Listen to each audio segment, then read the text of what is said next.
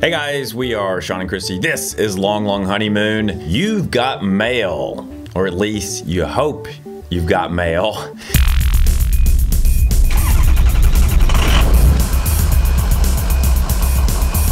Quite often you guys ask how we receive snail mail when we're out traveling around in an RV. Well, in this video, we're going to rattle off several ways that you can get your mail. We've addressed this topic before, but there have been a few new developments in recent years. Very interesting story behind this package. First of all, if you're staying at a private RV park, quite often you can have mail sent to you care of that park. Contact the park, ask them if you can receive mail there. Quite often they will say yes, just send it to your name, care of the park, or vice versa, and they will receive your package at the front desk. That is not always possible, and it's usually not possible if you're in like a state park or a national park. But in privately owned parks and campgrounds, they will often receive mail for you. So that's sort of the first place that we go to try to receive mail. Hey guys, you know there is nothing that gets me more excited than a new sewer hose or other sewer accessory. Tonight, I have a pair. I have a premium 10. What's so funny?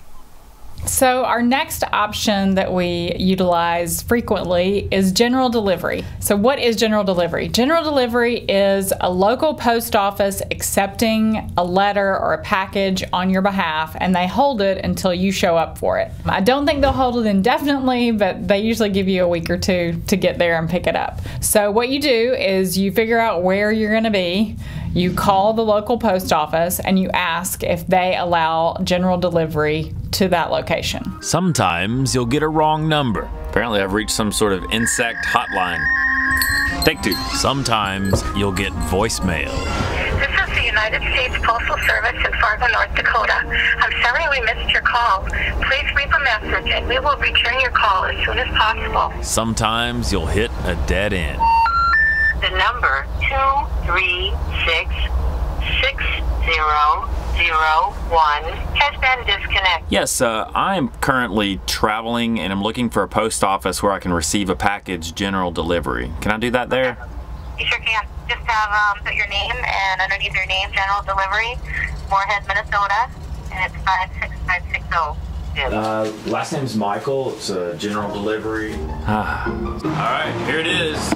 My package delivered, general delivery. They'll either say yes or no. Sometimes it's just not possible wherever you're going. But if they do allow it, they'll basically tell you the address to send it to, put general delivery on it, care of, and then put your name on it. And so when you go pick it up, you have to bring your driver's license so they can see who you are and make sure it's you, and then they'll give you the package. The one hiccup with that, I think, is if you're getting a package that's being delivered by FedEx or UPS, because the post office will not accept those packages 90% of the time. We've had it happen a couple of times where they've accepted them and sort of told us when we got there, we normally don't do this, but for the most part, they will not accept packages from FedEx or UPS. So what do you do if you've ordered a package and it's being delivered by FedEx or UPS? Well, you can contact typically the local FedEx office or UPS office, and a lot of times you can have packages delivered there instead. So there have been situations where we're staying in national parks and we are having a package delivered by FedEx or UPS, and we'll just have it delivered straight to those offices. All right, so it's time for new tires for Seymour.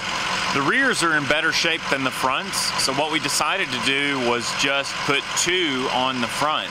So we purchased our new Michelin tires through Amazon. We took delivery of them here in Jackson Hole, Wyoming.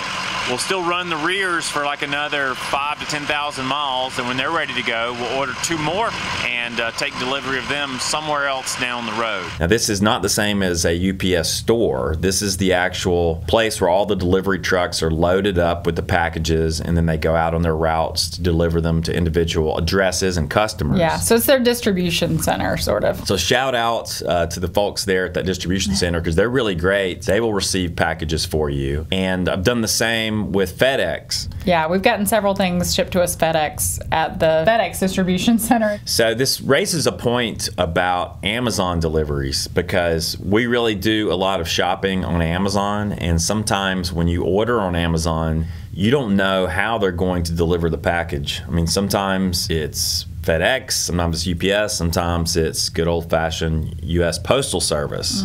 And so it creates kind of a problem. Well, Amazon has crafted a solution that's even another idea for RV travelers, and that's the Amazon Locker.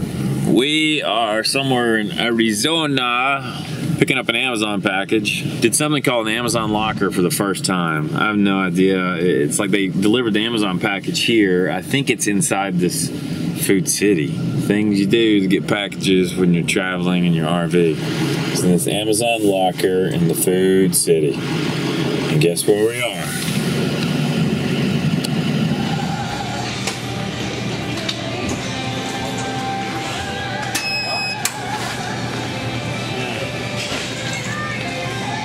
Pretty cool. It worked. I'm impressed. Yeah. Your package. Yeah. You're done. Got it. Carlos delivered. A lot of trouble for a USB cable, Carlos, but kind of cool.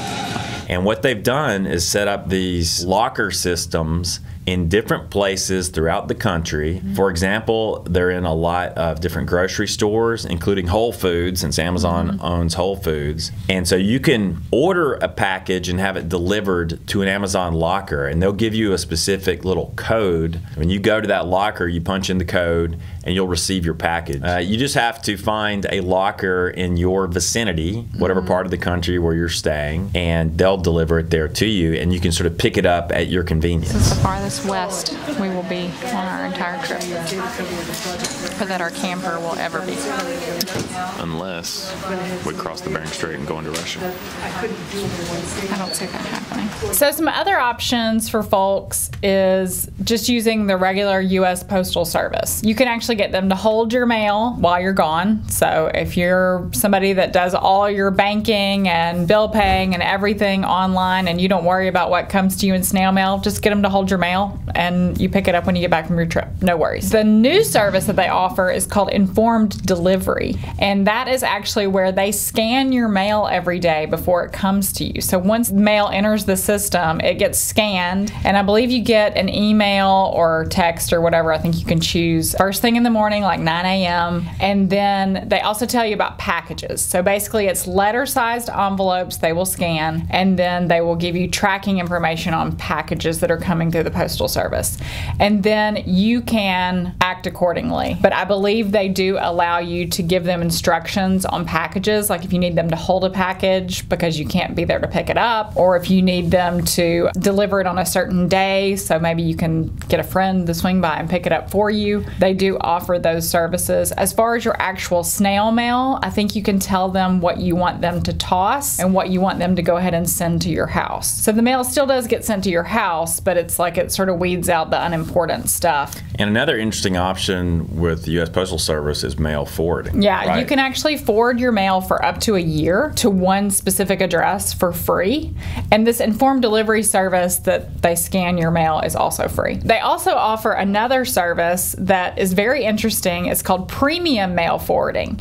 And they charge for this. Basically, once a week, they collect all the mail you've gotten for the past week, and they will mail it to you priority mail to wherever you want it to go. You can change the address, I guess, where you want it sent as you need to. And that service is $20 a week, so it's pretty pricey, but they are basically shipping you all of your mail for a week to wherever you want it to go. And something to consider with ordinary mail forwarding is you could have your mail forwarded to a family member or friend, and they could do some of that sorting for you. And if you had a particularly important piece of mail, they could send it to you. I mean, I can remember, for example, receiving a new license plate for our Airstream in Alaska. You ready? Mm-hmm. Dun, dun, dun, dun. Sweet. Sweet. Family members sent us the license plate to the post office in Homer, Alaska. And we went and picked it up and put it on our Airstream. Honeymoon, sweet. There are also some mail services that are available to RVers through different groups or clubs. I know Escapees RV Club offers mail forwarding services, so you can check out their website and read the details on that. Something else to consider, circling back to UPS stores, is that you can get a PO box basically in a UPS store. So if you know that you're going to be staying in a certain location for an extended period of time, you could get a box that way and have your mail forwarded to that box. I think a lot of snowbirds tend to do that sort of thing. They know they're going to be in Phoenix, Arizona for 6 months. They just have their home mail forwarded to a PO box at a local UPS store or at the local post office. They can sign up for those as well. And then, you know, they've got a place where they can receive mail pretty hassle-free. And it's a slightly different subject, but setting up a PO box at a UPS store can be the first step to establishing residency in a state. Yeah. So like if you were going full-time in your RV and you're trying to decide where and how to set up residency in a state, that's something that you can consider, because then you will have a mailing address in that state. Main benefit of these mailboxes over the other mailboxes are that these mailboxes can receive any type of packages, not just post office packages, so we can receive all of your regular mail, UPS, FedEx, however you want it delivered here. We can have it delivered here.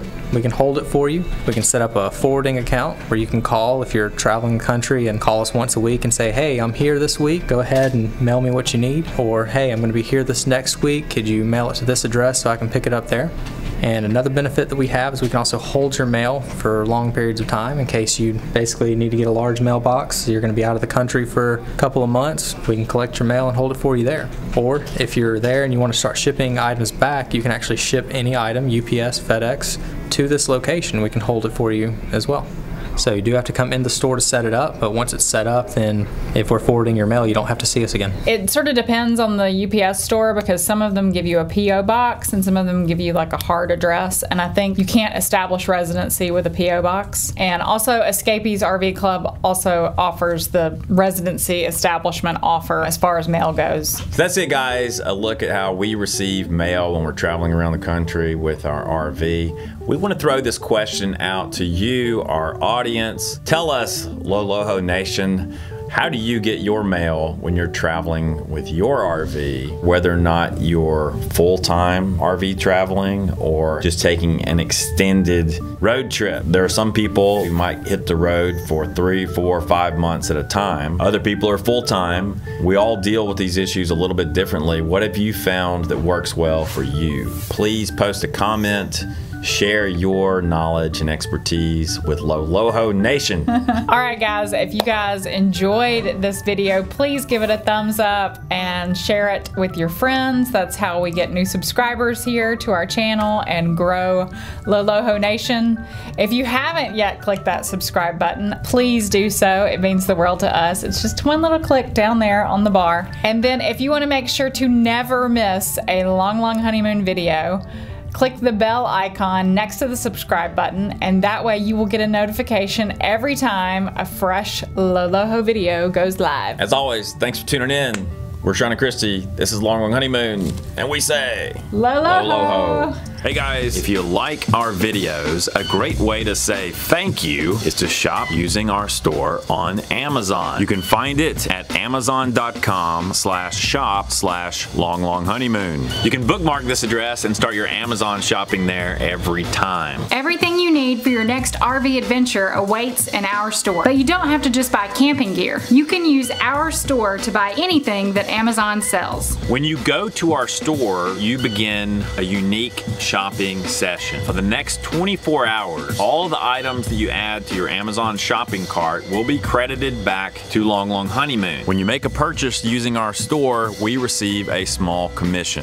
We're reinvesting those commissions into the production of our show. All purchases made in the Amazon store are completely private, so we have no idea who is buying what. So if you're looking to buy a new banana slicer, you now know where to go. Or a banana hammock. I beg your pardon. I mean, I'm just saying. Looks like it's almost there. Come on.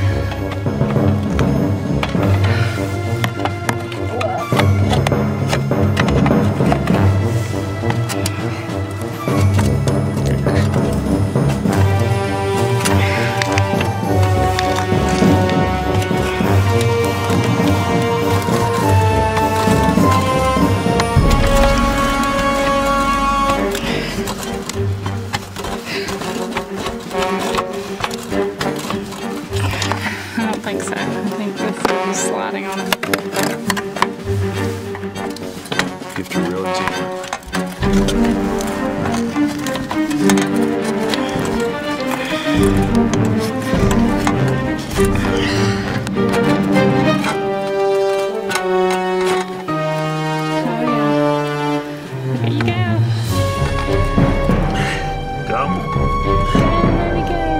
Two-handed job. Oh yeah, I have you now. Woo! Woo! Yes.